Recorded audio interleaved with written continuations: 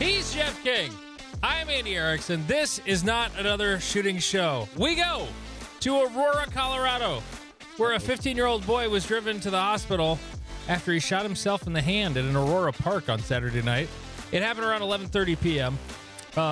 In a news release Sunday morning, police said the boy told officers that two people had tried to rob him at gunpoint, and he fought back, got shot in the hand. Investigators later determined the report of a robbery was unfounded, and no one else was involved in the incident. It'd be a lot cooler if you did, I guess, is the, if he had actually fought off would-be robbers and got shot in the hand for his trouble, I suppose would have been cooler, but also plausible. It is Aurora, Colorado. I used to live there, so Same. I never had issues there. Everyone always talked about, like, oh, man, you're in Aurora. Never had a problem. Depends on where in Aurora you live. Aurora is actually, like, physically bigger than Denver. I think they're about the same population-wise, but it's really big and spread out. And the part of Aurora I was in wasn't bad. There are other parts of Aurora that were, no thank you, for sure. But that's true of every city. Anyway, we have a guest on the show. I'm tired, but he's still here, and because we scheduled it. And I tried to broom him and put him off until tomorrow, but he's got other more important shit to do tomorrow. So I'm gonna tough it out after being in the snowplow all day. But it's not about me. It's all about Tanfo Timmy, Tim Dundry joining us. Welcome to the show, Tim. Hi guys, thanks for having me on. Well, you have lots of things in the hopper. You're almost as busy as I am, I would guess. No, you're probably busier than I am. Because you're insane. You go to matches all the time, and then when you're not doing matches, you're doing stuff at home, like building stuff for matches. When do you find time to not do those things and make your wife happy? I guess I don't. I don't know. Basically, if I'm not at a match or... So if my wife goes to bed around like 9 o'clock and I stay up till like 1 a.m. So that 9 to 1 is my time to do all sorts of stuff. Gotcha. Kind of by default, I have to do that. But then if it's like a weekend or a Friday afternoon, Friday evening or something, if I don't have a match and I'm not running a match or I'm not going to a match, I do whatever she says. She makes the schedule. That's absolutely fair. So Northwoods Shootout did I say it right? Northwoods Showdown. Showdown. Okay, I had the first two letters correct. Northwoods Showdown. What are the dates of it?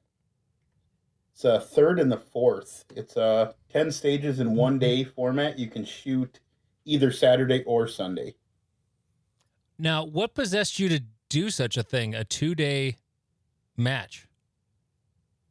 You can just get more people in. We don't want to... Well, let's say we learned a lot from last year. The squads got big. We were doing a thing where we had a ghost squad in between each one. So we had 5 squads on 10 stages. So you never had a backup. But by virtue of doing that, the squads got pretty big. And it just took a long time, which is rough on people. But we just want to get as many people as we can in to shoot it and still have a good match full of good stages. Because... a good stage is going to add up. They're going to take time. Like, nobody wants to shoot a bunch of phoned-in short courses and just garbage stages. The stages I build tend to be big and complex and like 20 to 30-second stages a lot of times. So are you saying short courses suck? No. Most short courses suck. But you can make interesting short courses, but I don't want to... I like to shoot, so to err on the FUD side of more rounds is more fun. It's true, but not necessarily 32 rounds. I wind up a lot of stages I build are like 18 to 26 rounds. Because you can do a lot with that. You can really force people into 8 positions in a stage and get interesting stuff. But I agree, short courses are fun when done right. And one thing my club does, actually, in the fall, we usually try to run it. We'll do the short course classic. We called it. Ooh. We take and build 2 short courses in each of our bays for a total of like 10 stages. So we'll get 5 squads on the 10 stages. You just shoot one, then shoot the other, and it's nothing but like sub 10 round short courses. It's very fun. Yeah, I love that idea. I never thought of doing people do classifier matches all the time, but I never thought of doing a short course match where everything is just short. How many did you say? How many stages do you do when you do the short course thing? We've done, I think we did 10 last time because we've got 5 pretty easily accessible big bays at Forest Lake, and we'll build 2 in each bay, one kind of facing to the left, one kind of to the right, or one further up range and one further down range to make best use of it. But stick them at like no more than 10 rounds. Want to see like 5 to 10 second stages, and just shred them. It was absolute blast. It's short courses are full send all the time in my book. Yeah. Go ahead. Oh, the Iowa boys did the IDPA cleanup match. So basically, they left IDPA stages up, which can't be more than 16 rounds. And so we go out and would shoot that one, and it's quite fun to just do kind of short, medium courses all the way through. Yeah, absolutely. It's a good time. The only thing I found with trying to fit short courses into a match like mine with bigger stages is it just kills your match flow. Yep. Well, and you get the logistics of making sure either you have to have 2 tablets, or the people have to be good at switching between, or you're running them as 2 completely separate stages, which is slower. But if you divide the squad, then it's its own clusterfuck. It's a whole thing. That's never a good idea. Well, here's the thing. If you do just a short course in a bay, yeah, that's going to, they get through their stage too quick and then they're on the ass of the next one. But you can make it a short course with lots of reset, or you can put 2 short courses right next to each other that are truly short. Like when I made the mistake one year at Great Plains where I thought they were both short courses, but they really weren't. It was really a medium course and then a multi-string short course. It was a really dumb idea. I'll never do that again. And that was the worst backup I think we've ever had, was that, and it was in that corner bay 8 one year. I was so irritated with myself. I was like, why? What were you thinking? Why did you do this?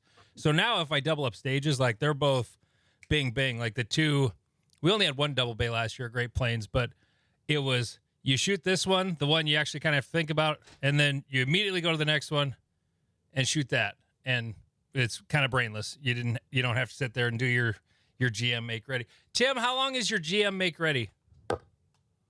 I think I average around a minute, like 1 minute, 60 seconds tops. And half the time it's like checking and rechecking that I didn't mess up my hat cam. You know what? That is the most important part. GM make readies are far less irritating for everyone else if you keep moving in some way, shape, or form. Like not moving around, but as long as you're, like you said, checking, like, okay, I got this mag and I check that. And if you're actually like doing things that we can perceive, even though I do this, like I'll sit there and I'll do one last visualization of the stage before I'm ready. But it's incredibly aggravating to stand there and watch somebody like meditate, Yes. when it's like, fucking go. My worst part about it is I hate when they've loaded the gun and are then like drawing it, and I'm just like, please stop doing that. And then on top of that, when they're C-class shooters doing a GM make ready, and you're like, this isn't the part that's hurting you. The gun handling skills are what are hurting you. Please don't draw a loaded gun 17 times. Well, okay, there's a pet peeve of yours. Tim, what's a pet peeve of yours that people do on the make ready? I would say it's also the GM make ready C-class shooter thing. Like, I'll respect the GM make ready if you put down a GM or close performance on the stage. Yep. You got to back it up.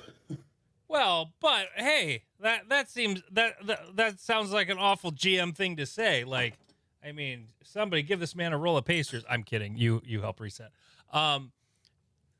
If you're still getting better and you're doing visualization done properly. See, Jeff isn't a GM because he doesn't visualize anything. Correct. It's one of a few reasons, but I think if you're at least doing it correctly, whether you're B class or GM, I don't think that doesn't bother me. I just find it annoying to watch. It's sort of like watching people take pictures of their food. It looks ridiculous. But when I see the food on Instagram, I'm like, oh, that looks good. Right, but because you RO'd the Steel Challenge match, right? Or no, you just participated. Okay, so you've never had a C class shooter do a GM make ready for 5 strings. Oh God! And you're like, bro, Okay. C class, fucking stop! Like you are holding us all up. Stop it. I see where your pain comes from now. That makes more sense. One question I have for you, Tim. So, you are an excellent shooter, and you're a man who's putting the work in on running matches and being a personality within the sport. Yeah, you're not one of those stuck-up GMs who doesn't like help work matches or do things around their club. Yeah. How do you balance your training time and your match directing time, and then how do you find match directing affecting your performance? At the beginning, match directing definitely affected my performance. I was very much too worried about like how the match was going. I would really kind of I wasn't able to separate it. And I found like into later last year and then this year, I'm able to separate it really well. I've just made a lot of systems to make things work well. Honestly, I don't balance the training and match directing very well because I feel like I've pretty well plateaued lately. I've got to really make some time for training. I'm happy that I can go to a major match, and it seems like every single stage I shoot a little better, and by the end of the match, I'm like, ooh, I'm good again. And then if I don't continue to practice, I suck again. Do you find that the more you've been a match director, like for club matches and everything else, the weirder it is when you go to an out-of-town major and you have nothing to do except shoot the match? Oh, totally. And I usually end up finding things to do. And I'm like, at this point, I'll just take the timer to not have to paste. It's like, it's easier, it makes time go by faster. Yeah. It's an easier job here, honestly, folks. But yeah, it is very weird to just show up somewhere and shoot.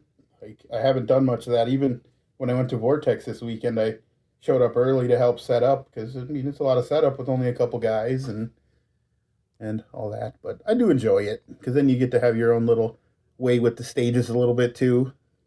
Isn't that over by Madison? Yeah, it was 4.5 hours for me. And you got there early to help set up. I don't work Fridays, so I left at like 9:30 in the morning. Oh, they didn't start till later in the day. Yeah, it was like a Friday evening match for the people that helped set up, and then main match was like Saturday. Oh, so you stayed overnight. Interesting. Yeah, I'm good buddies with Adam Maxwell. He lives close to there, and he let me crash on his guest bed, and it's awesome. Oh, okay. That was totally different. I thought when you were messaging me about it, I thought you were like going straight there and then straight back. Oh, go straight there and straight home? Yeah. That would be a nightmare, yes. Well, as far away as that is, yeah. I mean, I would do it in Omaha, but it's like to the ENGC is like right at 3 hours for me. So there's a big difference between 3 and 4 hours on a road trip. There just is. Correct. Huge difference. And because it's like, oh, run to Omaha quick? Yeah. Run to Minneapolis? That's like another hour. No. I'll drive. I'll drive home after the match, no problem. But I don't want to drive there early as get out in the morning and then have to try and shoot good and then drive home. No, that's not fun. And there are people that the dudes from Fargo would come down here. I don't think that was quite 4 hours, but they would come down and shoot the Sioux Falls Practical Shooters matches all the time on Sunday mornings. And I was just like, I didn't realize they were coming from Fargo. I was like, oh, you're driving that far? Really? And you're here like every other week? Wow. That's crazy. But hey, we do what we do for this sport. So we have a game. Jeff he's going to bust it out again because, well, it kind of shit the bed with Steven. It did because none of you had any of the things. So, So it's Jeff's completely ripped off blind rank choice game. Yes. Or is that, did I say the name right? That's reasonable. Yes. Okay. So we are going to do the 2025 Nationals placement. Who do you think will be where these people will end up? Oh. This one's more interesting because now I have an idea of what you'll say. Yep. Are we discounting foreign competitors? I don't know. Are we? It depends on if he names them. I just have a random list of names. It's completely random. But we don't have to do 1 through 5. We could say they'll come in like 10th. Yeah. Oh yeah. No, there's yeah. So you don't know. I could say me. I could say Andy. I'm counting on you saying something like that. Okay. All right. I have my Number pen and one. paper ready. To throw out kind of a random name, Sean Griffith. All right, he's pretty good. He's one of my buddies that shoots Tanfo. He puts in the time. He I'll posts put a lot. him. Yeah, he does the work. I'd say 18th. Oh, sorry. So, you're for this game. You're ranking them 1 through 5 of who's gonna finish the highest and who's gonna finish the lowest. So we do still have to do Oh, 1 that's through right. 5. Right. Sorry. Yeah. So it's 1 through 5. Okay. Sorry, Pat. So where are we thinking? And it's blind. Yep. So I don't know where the other one's. Okay, I see. Yeah. I'll say 4. Okay. And of course, I don't think I follow this cat on Instagram. I don't. What was he like top 10 at Nationals last year? I don't. I don't know who this is. I'm sorry. Shows how much you know about our sport. I have no idea. Some people don't spend half of their day on Instagram. Sorry. Shut up. I have no idea. I'm gonna say 4th because I Okay. have no idea who else you're gonna say. All right. Number 2, Lane Grease. 5. I was thinking the exact same thing. Because I already know he's not going. Oh, is he not going? He's not going. He doesn't have a slot, and he's healing up that busted up limb of his. Yeah, that he hurt. Yeah, throwing torn the biceps weakest- suck. Yeah, that he got throwing the weakest hook of all time. Okay, that threw off what I was expecting. Fuck. I'm smart. Oh, great. All right, number 3, Tom Castro. I'll put him in number 3 also. He's always a contender for a pretty decent finish at just about anything he shoots. Because I have a feeling Jeff's gonna say like Steven on one of these. I'm gonna put him at 2. All right, number 4, Tim Dundry. Ooh, we're going for number 1.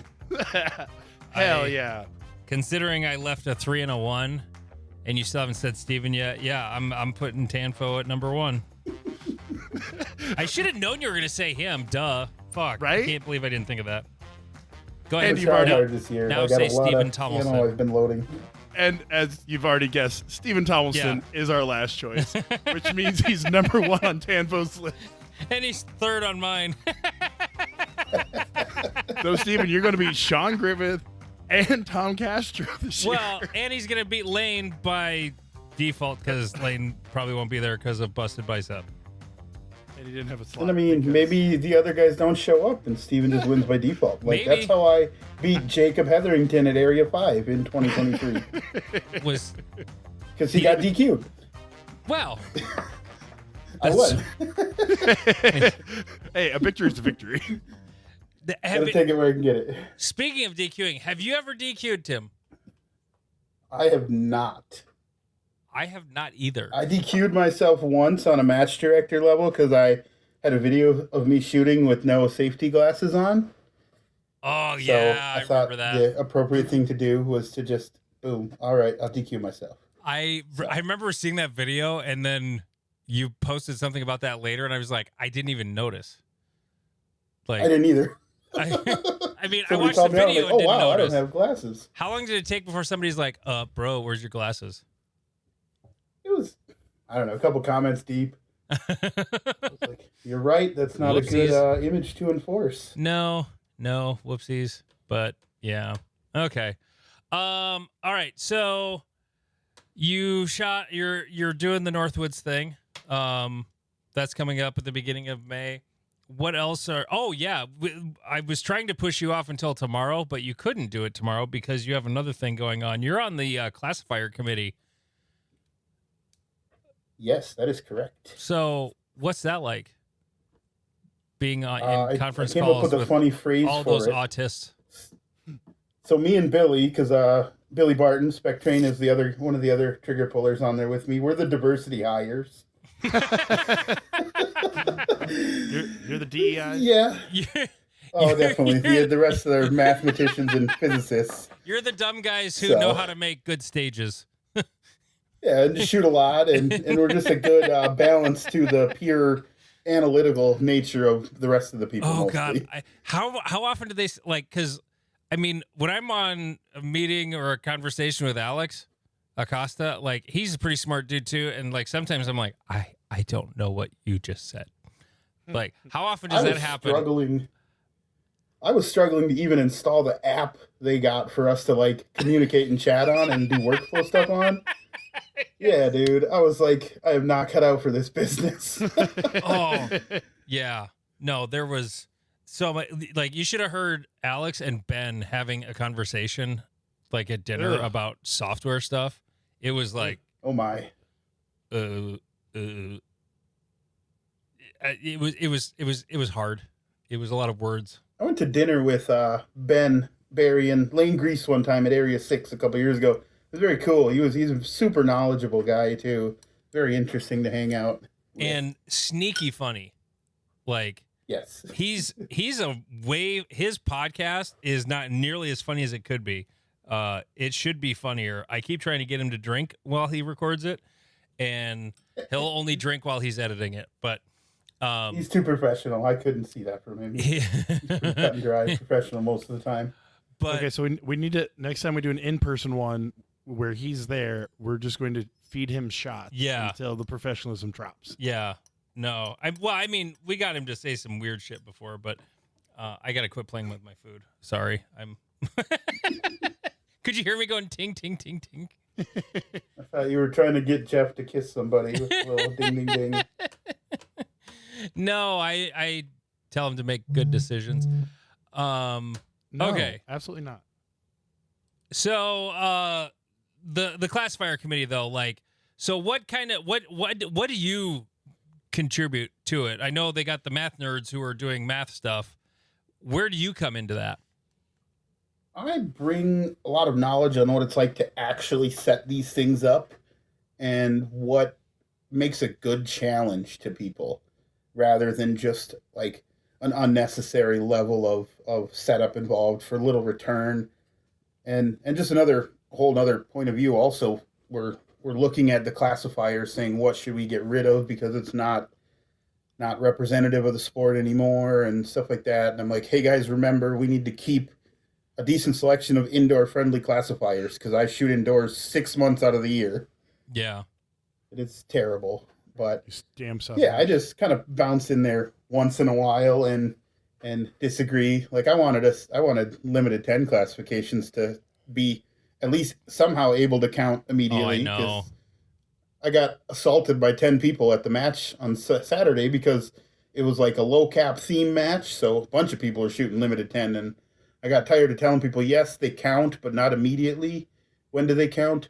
We don't know. Whenever we have enough data. Yeah. So that was painful, but understandable because some of those limited 10 hit factors are pretty easy. Oh yeah, I'd be a GM in no time. I'm not a GM, but I would be one if if the classifiers just stayed where they were for iron sights. Like that would probably make a pretty big difference. Although, well, I guess it's major with a dot, so that's an even bigger deal. I was about to say, like, if it was just limited major and dot minor, then it'd probably be a little more comparable. You know, not as drastically different, but if you got major and a dot, CO hit factors.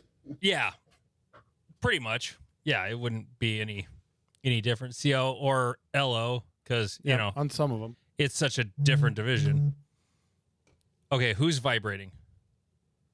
not That's I my consider. phone, Oh. annoyingly enough. Okay. I have it propped up on the thing. People are messaging me on Instagram for reasons unknown. Let me see if I can The turn this off without affecting the camera or the thing. well, if you disappear, you'll just go back to the thing, and then it'll be back. It'll. Everything off except that. Perfect. It, Sorry, it we had a kinda pretty reminds me of- successful meme this morning. Well, you have kids. You probably can you identify this sound? It's my impersonation of a piece of machinery.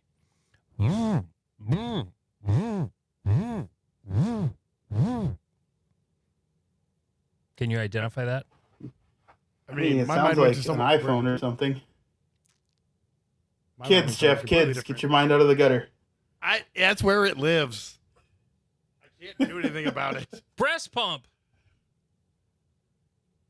Oh, my Yeah, kids are older. Yeah. I would never get It's that been a now. while. Okay, yeah. No, but still, that sound like yeah.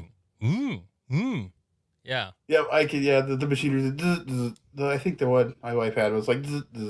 Oh, really?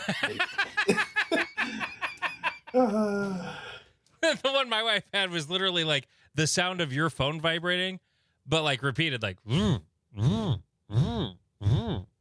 it just lives Over in and your over and over again. subconscious now. yeah. As soon as I hear it, I was like breast pump.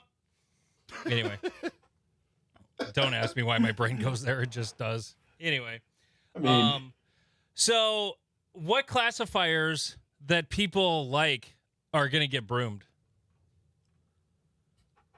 like get swept under the rug, probably. Or you know, like not a good fit, or even just like, We're trying to.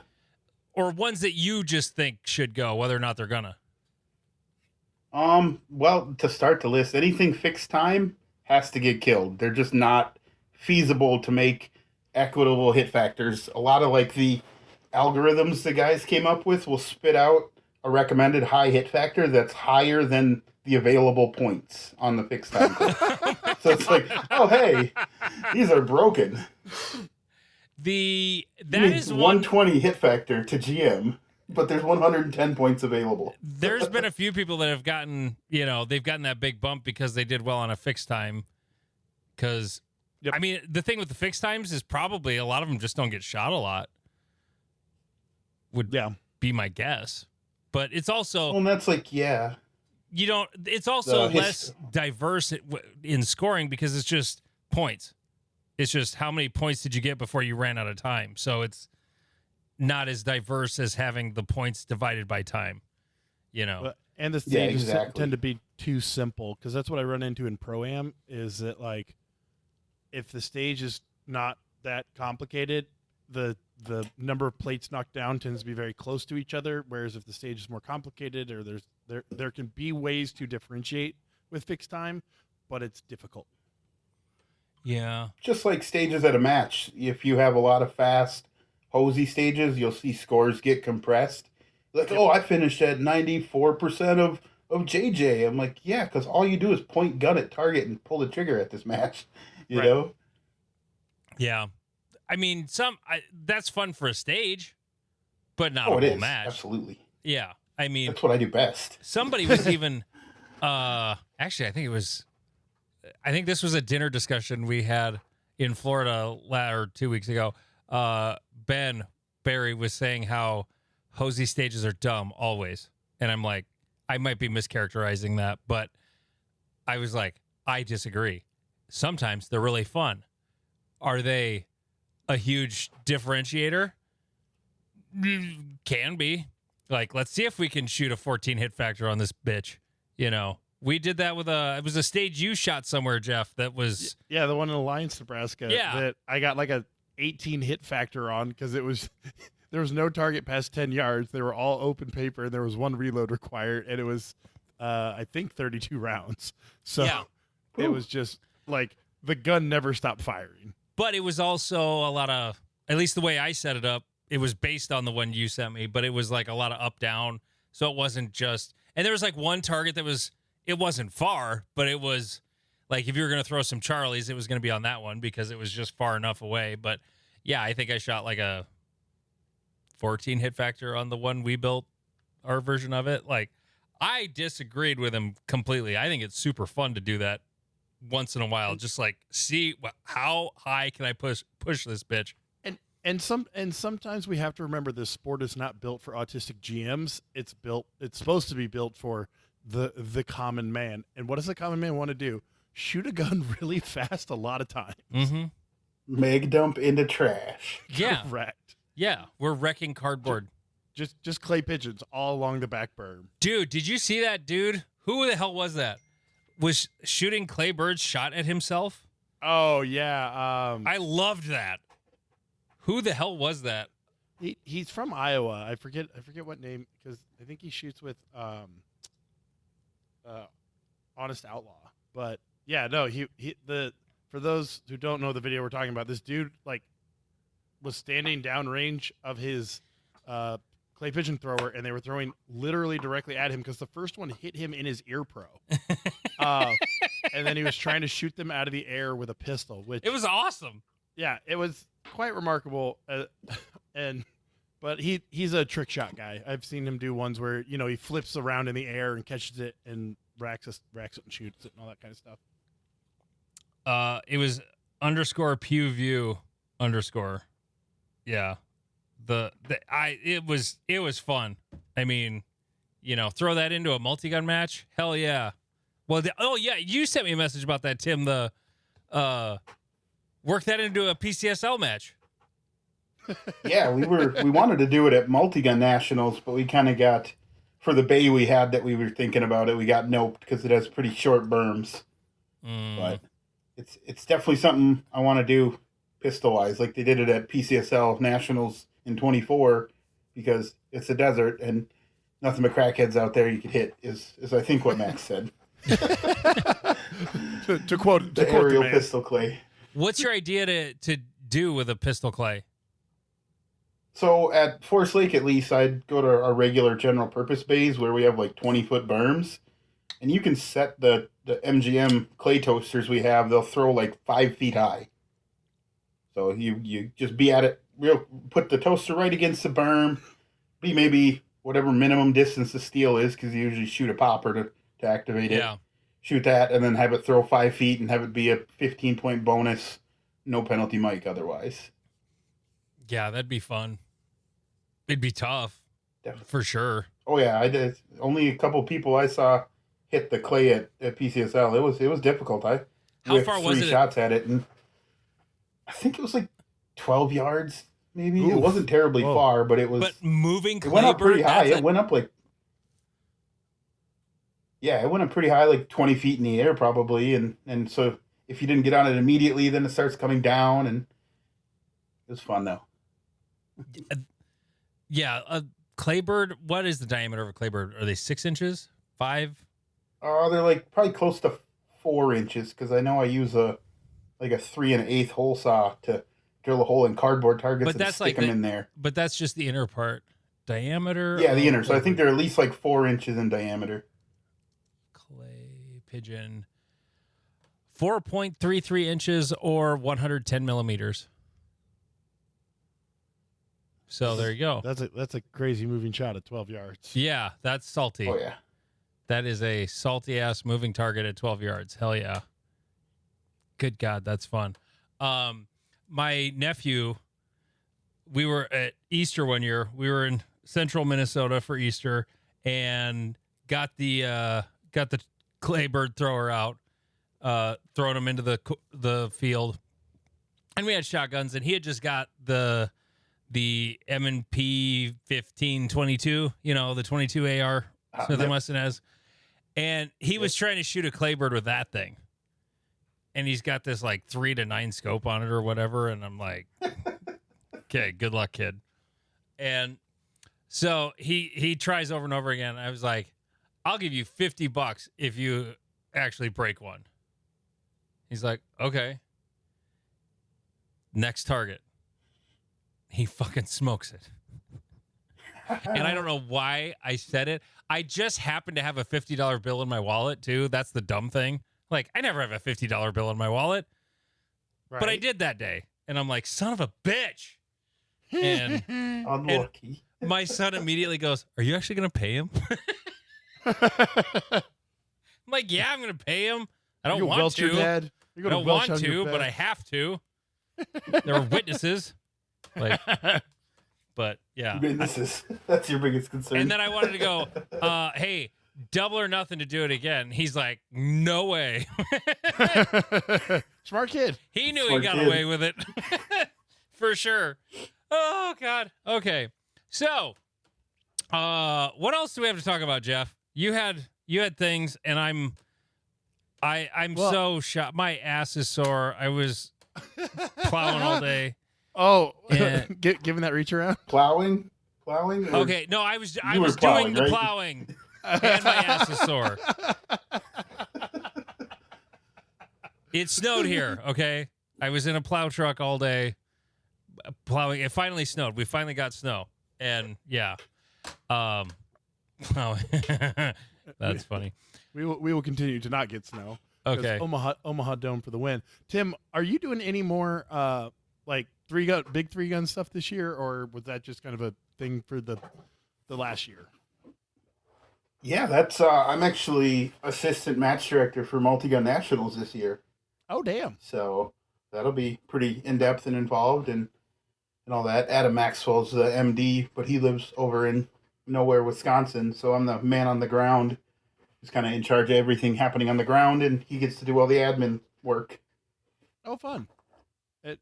So like when you're designing 3-gun stages, because it's USPSA 3-gun, right? Yep. So how do you like design a stage with the idea that like half the match is going to shoot it without the third gun?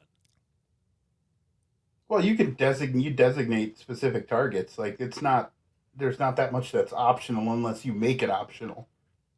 You just use clay pigeons for mandatory shotgun targets. IPSC paper we have as mandatory rifle, and USPSA paper is mandatory pistol. And then you can kind of specify on like a knockover steel, like little 6-inch rectangles or squares or anything like that is usually shotgun only. And then you can kind of go either way on poppers. Okay. And one thing we actually pioneered last year that was really cool is we took and painted up a bunch of IPSC targets with just D-zone hardcover. And I believe that was a rifle pistol option target, so either gun. And then we had a USPSA D-zone hardcover was a shotgun pistol, slug pistol, I should say. So we're going to work that in this year too. I've got a couple fun positions where you got some static slug steel, and then some of this slug pistol option where you can engage it with your slugs, or you can wait and engage it later with your pistol. Because I shot it the first year it was up there, and most of the stages that had falling plates, I think all of those were optional pistol shotgun.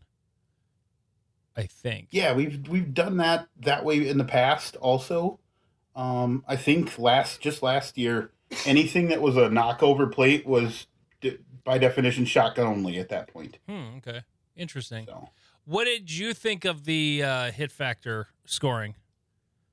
I thought it was great. It balances it out more. It really makes you earn it a little bit more, and it's not a foot race. 100%. As much. I guess here's what I actually meant to ask, because we had Adam on, and when he told us that, and I asked him, and he said it was wonderful, but did it slow down the match in your opinion? I don't think it was the hit factor stuff that slowed the match down. It was just big stages, you know? Yeah. The 3-gunners are used to big giant stages, and they love them, and we tried to give them that, and they were big stages. They were awesome, but they were just running long. So that was the biggest thing that slowed everything down. But this year we're trying to do more medium-sized courses and then a zone system also. We're putting a lot of effort into making everything flow really well this year to improve on that for everybody's wellness. Yeah, match flow is so important. If it's not flowing, it's death. And how do you help that with 3-gun? So I was having this conversation with some newbies, and they're like, "Man, I really want to start with 3-gun." And I go, I just explained to them like, you're going to be there all day, and they're like, "Well, why?" And I was like, "You have to stage 3 guns because there's a rifle, and no one can unload a rifle quickly. Correct. No one can unload a rifle quickly. No one can unload a shotgun, and then you have to walk back to them every time. That's kind of and I mean, you guys know ENGC. Is it just because our bays suck for 3-gun, or is it just a 3-gun thing? It's a 3-gun thing. It's a 3-gun thing. They tend to have the bigger stages, more guns. What our plan is for that aspect this year is we want a minimum of 3 staff per stage, and the third RO, that's not timer and tablet, will be clearing guns. So you can clear the gun muzzle down in the dump barrel, and then carry it muzzle down to the safety table. Okay. So that's what our plan is, to really reduce a lot of that. And then we're also, we're getting stage design from a lot of our local 3-gunners and everywhere we can. But then I'll take and try and evaluate the stages and see if there's the potential for ease of reset, if there's anything we can do to make reset a little easier and a little smoother, and just try to pull out every trick we can think of to make sure the match flows as good as we can do, basically. Okay. And our local match director for 3-gun tried to get them to switch to hit factor scoring. Did the 3-gunners that came to the match, was it a big complaint about doing hit factor versus 2 on brown puts it down? I know. Well, I think their minds were changed. I remember Adam saying, and Daniel Horner was not happy about it at first.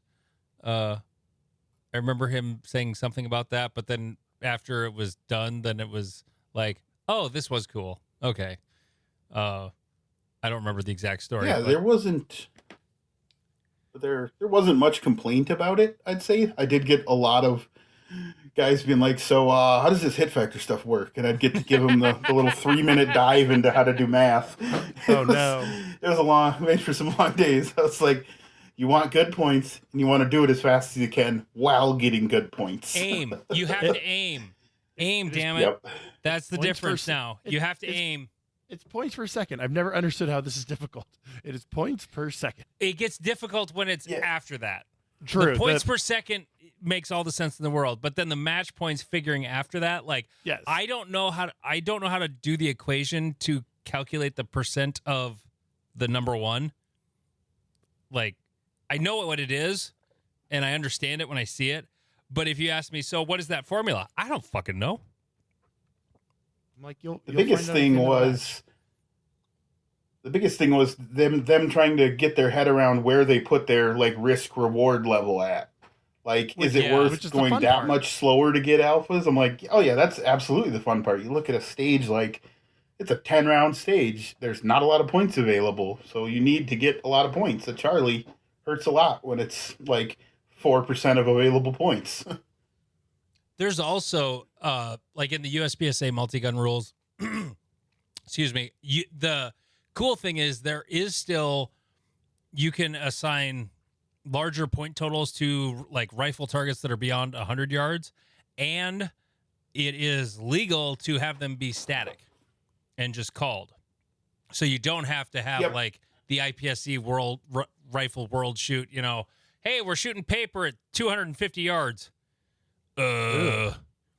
Like, I don't know if that's a thing, but it probably is. It would be interesting, but you'd almost have to have pits set up for people to score them, like at a NRA high power match, like your club PCSL. has. Oops, sorry. At PCSL Nats, they had like 75-yard paper, and they sent somebody down in a side-by-side every time. Yeah, as long as you've got a way for them to do that. Like I shot not everybody has a bunch of them. No. Side by side. I shot a high power match. Doesn't your club have one of those ranges where they've got the scoring pits, Jeff? The 600, I've never been down there to see if they have the scoring pits. I know they have electronic scoring for the NRA people. Okay. I actually worked the pits one time, and it's really weird when they tell you don't take your eyes off the berm because you're going to hear a little crack, and then there's going to be dirt flying, and then you got to pull the target down. And if you move your eye away, that's the exact moment when the bullet will land and you miss it. And right. you don't know that it was shot or whatever. But So what do you think the longest shot will be at multi-gun nets? We'll have some static steel at about 375 yards, Okay. which I know the three gunners like to push their distance, but that's kind of what we're limited to. But there won't be any lack of technical difficulty in many other ways. We'll see how much they like a 50-yard shotgun slug target that's like a 4-inch round steel, maybe. Oh Jesus. Oh man. Because the three gunners at ENGC, they love doing like the most obscure, obscene positioning. Are you going to have like must be prone shooting under like a 2-inch high like barricade type thing, or is it going to be positional? We've got a rifle only stage, which I always think is kind of funny. So, just by definition of what we're doing, we kind of have to go some like single gun stages. But we've got plans for a rifle only stage that's like straight out of the IPSC rifle world shoot, and it'll be some forced positional engagement. There'll be like 3 or 5 static steel. It'll be in a 100-yard bay. You engage them once from this part of this shooting area, engage them again from this part of the shooting area, and kind of have it be forced positional like that, just because it's another way to make difficulty without having just outright distance. Right. Yeah, because they seem to love, oh, we're going to add distance because that will make fun somehow. Will you have any spinners? I know that the three gunners at my club love spinners. I don't think we'll have any of those because they're not really feasible in USPSA. I don't think they're legal in USPSA No. multi-gun. Good. Because they're awful. I thought the one at PCSL Nats was super fun. I liked it. Was it a shotgun cool. spinner or rifle spinner? Rifle spinner. Yeah. At what I've never distance? shot a rifle spinner before. I've failed on a pistol spinner when I was super new. And then shotgun spinner is really easy if you got Prairie Storm ammo. Yeah, most rule books have a provision against that now. Yeah. But you know what? Back in the day, Three Gun Nation didn't have that rule. So I had Prairie Storm. And Was that before Prairie Storm was like $5 a shell? yeah, I still have some Prairie Storm left that was, I think the box cost $15 whenever I bought it Good in old like days. 2017 or 18 or something like that. But it's actually really good pheasant hunting ammo too. I mean, Well, because that's what it's for. yeah, that's It's literally what designed it's for. purpose, yes. Yeah, that's its explicit purpose is for pheasant hunting. Like there's pictures of pheasants on it. And I actually, the first time I shot at a pheasant with it, I missed because I let it too much. It was so fucking fast. I missed the bird. And I'm like, you pretty much just hold it on the bird and unless it's way out there and pull the trigger and down it goes. It's Jesus, you weren't lying. On their website, it's $43 for 6 shells. what? That's on Federal's 6? website. Are you looking at like turkey stuff? That sounds like I the thought it came in turkey box ammo. of the 25. Prairie Storm, Which, yeah, I bought a- 12 gauge, 6 shot size. Oh, number 6 shot. So it's probably a box of 25. Yeah, that's a box of 25. Still $43? Fuck me. Oh, Ouch. got it. Yeah, I was incorrect. No, but their turkey ammo is ridiculous. Like that fancy turkey ammo they have. What is that called? Like TSS, the tungsten stuff. Yeah. Or I bought 2 boxes of that when I went turkey hunting on like 22, and it does its job. I smoked a turkey in the head at like 60, 65 yards. And also known as the drone killing ammo. Like if World War III happens and there's drones flying overhead, that's the ammo you want is turkey ammo. Oh man, you don't think the government already has way better stuff? I've seen some like powdered tungsten shells, like, and they're pushing them just absolute insane velocities. Like, yeah, I don't remember the specs, but when This my buddies reminds was me talking of, about it, this sounds good. My friend Bob, who lives out in Rapid City, he works for a company that does government shit with ammo, like like they were experimenting with different colored tracers. We got to have him on because maybe he's been in on the shot. Like he's a 3-gunner too. Maybe he was in on the drone killing shotgun ammo research. I'm here to be added to the list that War Thunder forums are on. Yes, please. Yes. Classified intel? Who gives a fuck? And It's 2025. Yeah. But No, We just know him as Bob. Yeah, no last Bob. name, just Bob. Bob. You know Bob, don't you? everybody knows Bob. Yeah. Did I say his name, or do you guys know him? He gained his name once. No, once his he name is died. Bob. Like, that's the guy I'm Oh. talking about. His name is Bob. Oh no, I I was thought that was just his cover identity. No, his name is Bob. I was trying to make a Fight Club joke, but Oh God, that was funny. Okay, so turkey shells. Yeah, go ahead, Jeff. okay, so Timmy, you run Patriot Defense Gear still? Is that Yes, yeah, everything they make is in my guns. It's awesome. so? The Palm Swell high brass or brass copper grips. I've only felt them once or twice. I believe they're on Lane's gun. I appreciate the grip texture options. You have aggressive and sissy. What's They have your a preferred? secret menu, super aggressive. Also, Oh, we got to contact them because they were sold a couple and people complained. You gotta like Just DM not- them. Let me get those special, super aggressive ones. just a little knife blades that cutting straight into your hand. Fuck that. Yeah, Fuck they just that. epoxy razor blades to them. If I got those, I would get the sissies. I already know this, 100%. Yeah. Oh, 100. Yeah. No, Lane had to grind them down because they were too aggressive. Like, I would require. My hands are not that well made. But so, if I'm, let's say I bought a Shadow 2, not an unreasonable thing to assume about me. And I was like, you know what? I'm going to put some Patriot Defense parts on it. What are the 3 things from Patriot Defense that I should put on my Shadow 2 that I'm running for carry optics? I would get a set of their grips and still go with the aggressive ones.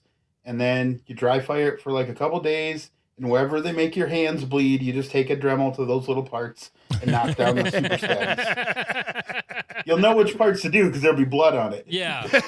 So don't get red ones, is what you're saying. Do not get red grips. Grind off wherever blood is present. Jesus. Yep. Pull There's out a couple your, spots I do on mine. Jesus. Is that any? Pull out your ultraviolet light and spray luminol on it, and then those are the spots. Yeah, it's like a marking marker. Yeah, where do some NCIS shit and spray it on Grind there off and the blue. find the glowy part, or the or the jizz stains, whatever whatever you do with your. I mean, some people probably do. I don't know. So we put the grips on. What are the next 2 items that are must-haves? They recently started carrying. I don't think they make it because they haven't dove that in so far yet. But the Eric Graffel hammer, come out of like right from Eric Graffel somewhere in France probably. But Okay. it's very, very nice hammer, and then their Eric Graffel springs. Okay. They do mostly Tanfo stuff is like the stuff they actually make because it's historically been so much harder to get parts for those, so they make Yeah. a lot of their own parts. In like times got rough and you couldn't get extractors or other springs, so they just started making them, and they're better quality and tunable and all sorts of stuff. But What's the mostly deal with Tanfo stuff. with Tanfo? Like, because like I actually was looking at getting one because a friend of mine shot Tanfos for a long time, and I was messing with one, and I'm like, oh, I like this. Okay, I could give this a whirl. But then I started looking at like trying to buy parts. And then they used to be imported by EAA, and they're not anymore. Like, what is the story with all that? So I'm not sure what exactly happened, but yeah, EAA, European American Imports, I think, or whatever the initials stand for, Yeah. was the like primary or sole importer of them for a while. Like the first Tanfo I got when I started shooting was an EAA gun, and then IFG, which is Italian Firearms Group, they're based in I think Amarillo, Texas. But they basically got the contract, however that works, and are like the sole importer now of Tanfo stuff. And ever since they took over, the quality's gone through the roof. So that's a very plus positive. Like my first gun, I cracked the slide on it, but I still got the frame, and I put a different slide on it and messing with it. The frame is rusting through the hard chrome, and I'm just like, what's up with that? but the slide to frame fitment is way better on the IFG guns, and just quality across the board has gone way up. And they have the parts and support to go with it. So they're doing a really good job being the primary Tanfo importer. So that's why they're called the IFG Defiant line of Tanfo pistols, because like they buy them from Tanfolio and then call them IFG Defiant and Stockmaster, Stock 2, whatever.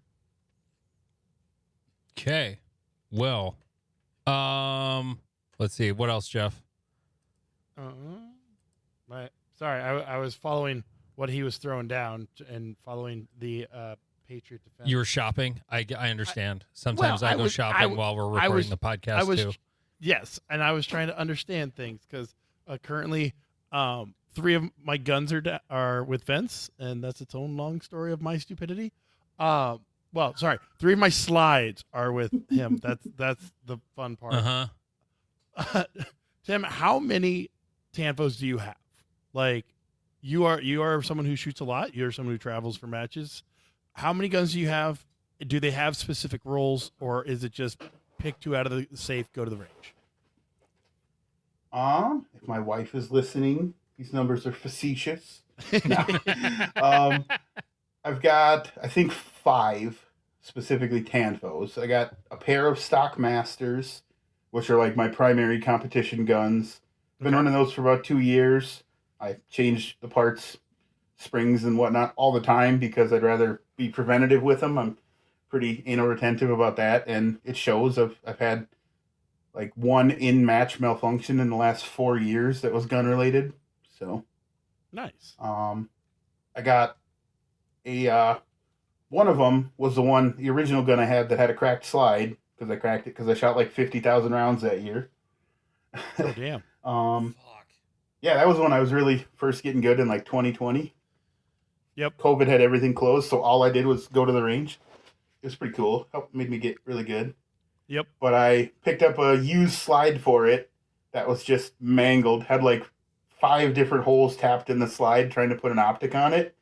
So I messaged Patriot Defense and I said, hey, do you think you can make anything happen with this? They're like, we'll try. So they've got a new all steel optic plate that they made there. They made it themselves. They make a lot of stuff, but it replaces the Tanfolio factory optic plate, which is less than stellar. So they made a much better solution for that, and they managed to get one to fit on this slide, and that's a 40 cal. So that's my other limited optics 10 or limited 10 gun, I guess. Yeah. And then I've got a 40 cal stock 2 that I just got a song of a deal on a couple years ago, and that was just collecting dust. I shot it in limited in like 23 for a little while and GM'd with that, but I sent that out and had that milled also for a dot. So now all the Tanfos I own have dots, and that's the way it should be. Yep. All my Shadow 2s will have dots when Vince gets done with my iron slide. Well, and Vince makes you commit all the way because he's going to yank that front sight out too, and he's not going to mill anything for a rear sight. It's just like, nope. You have an optic gun now. As it should be. Yeah. And so what made you choose Tanfo over Shadow 2? So when I first started, I was shooting Glock, and technically I was shooting a Polymer 80 because I liked just how it fit my hands better. And then I found out this sport actually has rules, and at the time, that wasn't on the production list for carry optics. Dumbness. So I put the regular Glock frame back on and was shooting that for a while. And I think I saw Tanfolio ad somewhere, and I just noticed they had a really big showing in production division especially, and it's what Ben Stoker shot. I'm like, well, Ben Stoker's probably not wrong. So I picked up a stock 2. It fit my hands just really well. It's a large frame gun. It's a lot bigger than a Shadow 2 in your hand, which is great. You would probably like that, Jeff. I can't imagine you have small hands. I would like it because the Shadow 2 is too small and my hands aren't that big. Like, I wear a large glove.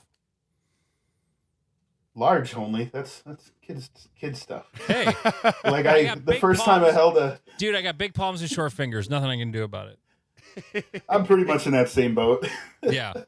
But I held a Shadow 2 for the first time before I committed to Tanfo, and I hung almost my whole pinky off the gun, like holding it normally. I'm like, well, this isn't gonna work. That's the thing that's so funny about people's hands. They're so like, just teaching newbies. Everybody, like, especially women, will think, oh, my hands are really small. I need to, it's going to be too big. Like, no. Like, the average woman's hand is not that much smaller than the average man's hand. But, like, the parts of people's hands that are big is so funny. Like, what you just said, Tim, about your hand, like, your pinky's hanging off a shadow, too. So, that dimension of your hand from, like, side to side of your palm is, like, enormous, apparently. Yes. My fingers aren't terribly long, but just big, square hands. And so my buddy Tyler, the suppressor, he has what he calls serial killer hands. That dimension of his hand, skinny fingers, is actually like the dimension of your hand that's really big on him is actually small. His, like, from the side to side of the palm on his hand is actually not very big, but his fingers and all the bones of his hands are really long, but his hands aren't big otherwise. But he can basically wrap both hands around, or one hand around my neck, basically. Like, his hands are so fucking long. It's ridiculous. Like, he's got feet for hands. Is this where the sore ass comes in? Feet for hands. But no. Right? He's got his hands around my neck and wow. Hey, your hands don't match your dick, Jeff. Then I just be plowing. I'm just plowing. I'm going to be plowing again tomorrow morning. Fuck, you're reminding me I got to go to bed. God damn it. Oh. Plowing. Same. Plowing. And anything else that you want to touch on Tim? Not so much. I mean, I've got the Area 3 director here, so I want to say keep trying to get things fixed. We got a lot of faith in you and most of the other board members. So we're excited. Me and a lot of people are excited to see things get better, even if it's pretty fucking slow. Well, like, the thing is, when things happen fast, it gets fucked up. So I know how everybody wanted everything to change, like, immediately, and it was like, that's a fucking bad idea. Because when things go fast, you guys are very gun shy. Well, what happens when things have gone quickly in the past? We got fucking flashlights.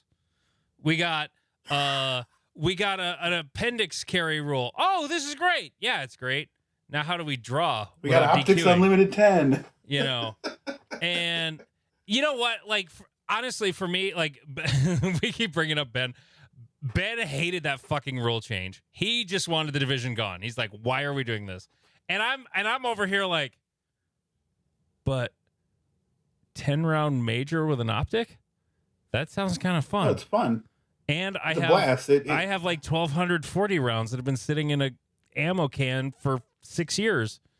Let's fucking go. Like, that was kind of my attitude. And I've come to find out there's a lot of dudes who used to shoot limited who have like 1,000 to 3,000 rounds of 40 left in an ammo can somewhere. And they're like, yeah, let's fucking go. And so, I mean, yeah, should the division probably go away? Maybe. Yeah. But I don't know. It sounds kind of fun.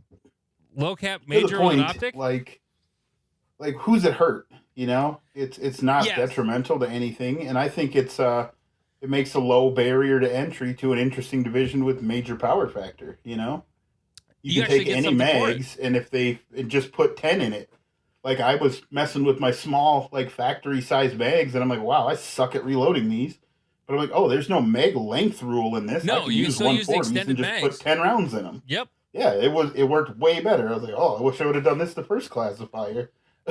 That was the big misnomer. Pick a mag up off the floor. Yeah, that was the big misnomer with production. Like, oh, you can just show up with any gun and be competitive. No. Because no gun comes with 5 magazines. So you have to at least buy 2 to 3 to 4 more magazines for whatever gun you bought, depending on how many it comes with. So it was like, it wasn't just go buy a gun and show up at the match. That was a complete falsehood when it came to production. Now, having said that, I'm going to shit on Ben again. I completely disagree with him when it comes to 15-round production. I think it's boring. Like, now it's just limited minor because it's one reload. I was gonna shoot production like somewhat seriously, And now I'm like, it takes all the fun out of it. It 'cause did. 15 It took all rounds the is fun out of way too production. easy. I don't care what IPSC has. I thought 10-round production was fun. But now we have 10-round. We have L10 major with dots, so whatever. 10-round production major with dots. Yeah. I think There it's we a go. win-win. Yes. There is one more thing we must do before we wrap this show up, which it's not that we don't want to spend more time on with you, Tim, but I gotta go to bed. And Yes. our guest episodes are usually 2 hours, and I get the feeling this would be 2 hours if we let it keep going. But I really have to go to bed because I have to be up at 3 a.m. tomorrow. But we have to, before we go, we got to read from the Book of Andrew at Armed Threat Solutions. Gun Bible verses. Are you ready for this? Yeah. Okay. Thou doth not know what thou doth not know. When ye get racked and stacked, shall be thy first step towards righteousness. First Prankalonians, chapter 2, verse 7. Prankalonians, I love it. I hadn't seen that one before. I was literally scrolling Instagram. Andrew Keith, who we had on, he's the guy, one of the people behind the Southeastern handgun or a law enforcement handgun match. He's the guy that does the gun Bible verses. And I literally quoted that today. did you really? To someone who they were talking about, like, they were talking about their like very important job and how this dude like thought he was hot shit, and then now he's struggling with like he's not actually that good at his job. And I'm like, oh yeah, no, that happens all the time. And I was like, yeah, we have Green Berets come and get their dick stomped in by 14-year-olds, and they're like, what? I'm like, oh yeah, no, like they think they're the biggest fish at the pond until they come to the ocean and go, Yeah. oh. Yeah. And then they find out about these And they don't even know how to specialists. swim. Yeah. Yeah. I mean, the 14-year-old can't swim, but they can stomp their dick in the dirt when it comes to shooting a pistol, for sure. Yeah. No, that was a fun one. Thank you, Andrew, for letting us do those because they are super fun. Anyway, Tanfo Timmy. He's Tanfo Timmy on the Instagram. Is it Tanfo_Timmy? Is that what it is? It is. Okay. The infamous. The infamous meme lord, shit talker. Although, like, yours are always, I really appreciate your memes because yours are always, even if they're a little mean, they're still lighthearted. You know, like you're never I'm not out to hurt anybody's feelings. right. You're not cutthroat. You might be a little on point, you know, which is fine, but there's always a little bit of like spitball mischief from the back of the classroom in high school to them that I really appreciate. Meanwhile, And that's what it's all about. yeah. Meanwhile, I have to have Jeff explain gun slaps memes to me because I didn't fucking understand that one the other night. Those are some 5th tier memes, man. Oh, You got to be God. in deep to get some of those. Some of them you do have to, yeah. Because can you explain it, Jeff? It was a reference to the helicopter plane crash in D.C., but beyond that, I did not understand it. Literally, this was like a text thread between me and Jeff the other day. Yeah, so the picture is a dude sitting with like a plane window behind him, and then a helicopter put in like in the window, and it says last known photo of the man who invented reliable and affordable staccato mags. And so I was saying that people have this weird conspiracy theory that like the helicopter was meant to hit the plane for secret reasons because accidents can't happen. Has anybody gotten a list of who was on the plane? Right. I know. Well, apparently it's the guy who made affordable and reliable staccato mags. Totally. Oh, wait, I just got it because no one would, like, Staccato would not want that person to exist, so they had him killed. Yep. I Correct. get it. Okay, fuck. Got him dumb. Jesus. Okay, That boomer. was I don't know. I was watching the wheels turn. They were dude, those gears were grinding hard. The hamster finally got my it God. unlocked. It finally got the wheel moving. Jesus. Spray some WD-40 in there and get that bitch rolling. Oh my God. That It took me 3 days to get that joke. Holy shit. How tired am I? In 2 explanations. And Jeff had to explain it 3 times. And I still didn't get it until I finally got it on my own. Oh my god.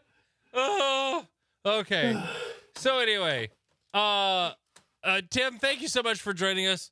It was a hoot. We'll have you on again. Northwoods Showdown, May 3rd and 4th, 2-day match. If you look at it and you're like, gosh, there's a lot of spots left. That's because it's literally 2 days. Like, there's a shitload of slots for the match. That's why it's not sold out, because they have literally double the slots that most level 2 matches have. So there you go. Is it level 2 or are you doing the level 1 thing? We're sticking level 1 you currently, are? Okay. Because just a lot of our local people still haven't decided on the renewing the membership thing yet. And I don't want to preclude any of them from attending just because it's a level 2. Yeah, you're not getting any shit from your area director for it, that's for sure. No, there's things about, certainly with Steel Challenge, where I'm just like, why is level 2 or tier 2 or whatever, why is that a thing? It's literally the same thing, just costs more. I don't get it. Like, there's no crown. Same thing with level 2 matches. You know, on some level, like, I like the concept of a level 2, but at the same time, is it really that different? Because we can send one set of stages in and they get approved, and then we just do another set of 12. They don't approve what's on the ground. Yeah, right. They don't approve what's on the ground. So, and like, there's not even anything in the rule book where the range master's like, hey, you didn't do the stages you said you were going to do. And I'm like, yeah, I learned that from Scott Arnberg. Because they were going to do a stage at Iowa one year, and they're like, this stage is dumb. We need to do something different. So they did it completely different. I'm like, oh, I didn't know you could do that. Well, yeah, there's nothing that says you can't. I'm like, I mean, had some pretty furious memes about CO Nats in, what was it, 2023? That was the first year it was in Ohio? Yeah, yep. What was very much didn't look at all like the matchbook. But how often do they? Well, I guess anymore they do pretty much look like mostly like the matchbook. Oh, totally. Like, that's why I build my stages the way I do. So I have like a very literal setup diagram. I've done a lot of the setup work by making the diagram really accurate. That's how I look at it. Speaking of accurate diagrams, we've got a 50 by 30 bay. Well, actually, we have a bunch of them, Tim, for Area 3. So I need at least 2 stages out of you that are perfect. You don't have to fill the bay. I mean, Jesus, if we have to walk 50 yards for every one of these stages, like, the match is going to take forever, and the sun will be setting, so we don't need them to be that long. But almost like the ending and goodbye of this episode. Yeah, it's the Minnesota goodbye.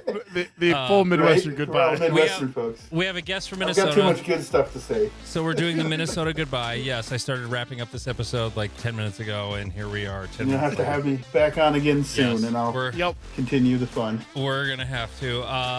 Thank you much. Thank you so much. Tim Dundery. He's Jeff King. I'm Andy Erickson. This is Not Another Shooting Show.